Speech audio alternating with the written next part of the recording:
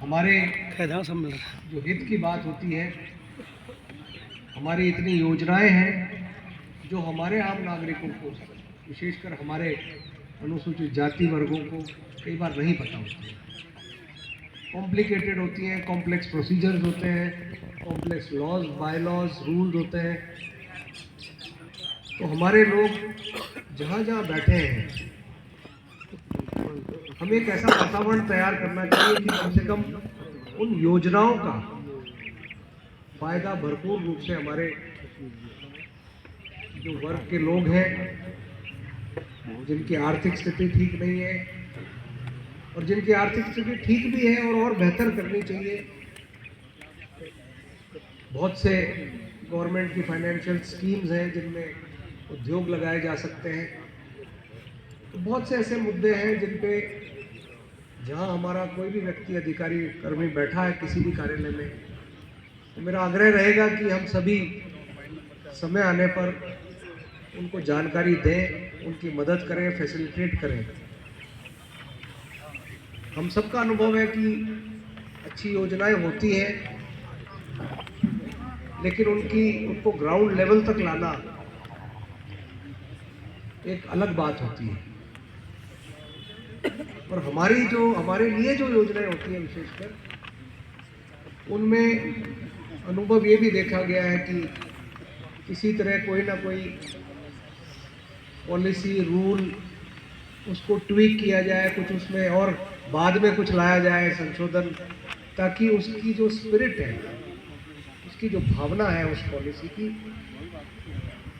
वो भावना ही खत्म हो जाए और किसी को लाभ ही नहीं मिले। इस बारे में भी हमें लगातार सतर्क रहना पड़ेगा। और नई सरकार के समक्ष भी 5 साल है अभी सरकार के, तो अभी से हमें जो भी हमें अपनी बातें हैं, अपने योजनाएं हैं,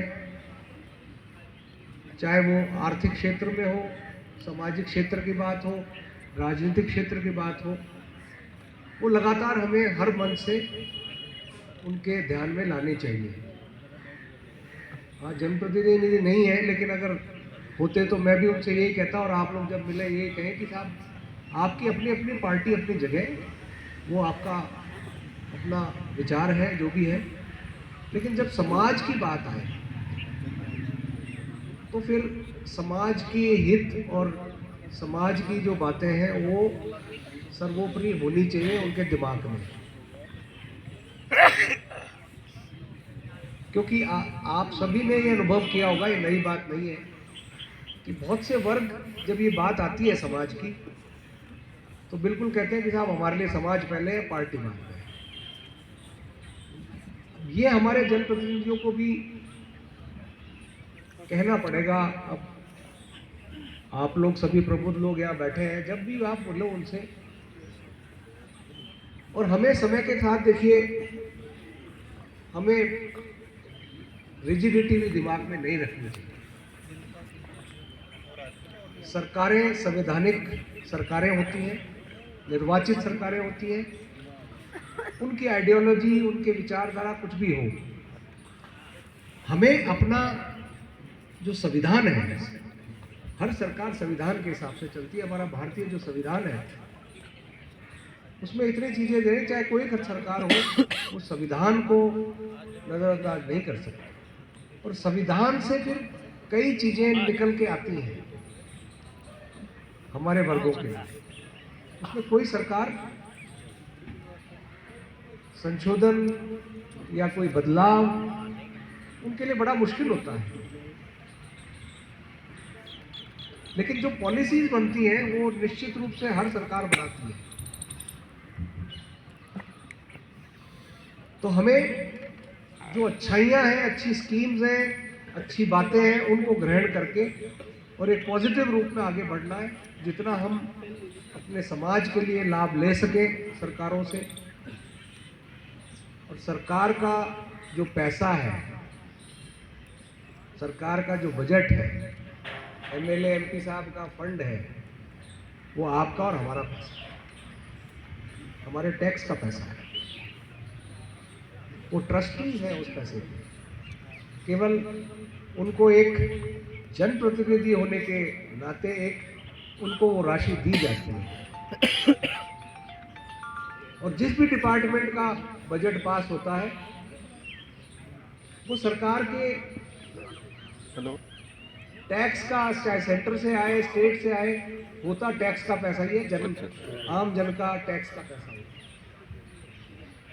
उस पैसे को किस तरह यूटिलाइज किया जाए ये सबकी जिम्मेदारी है।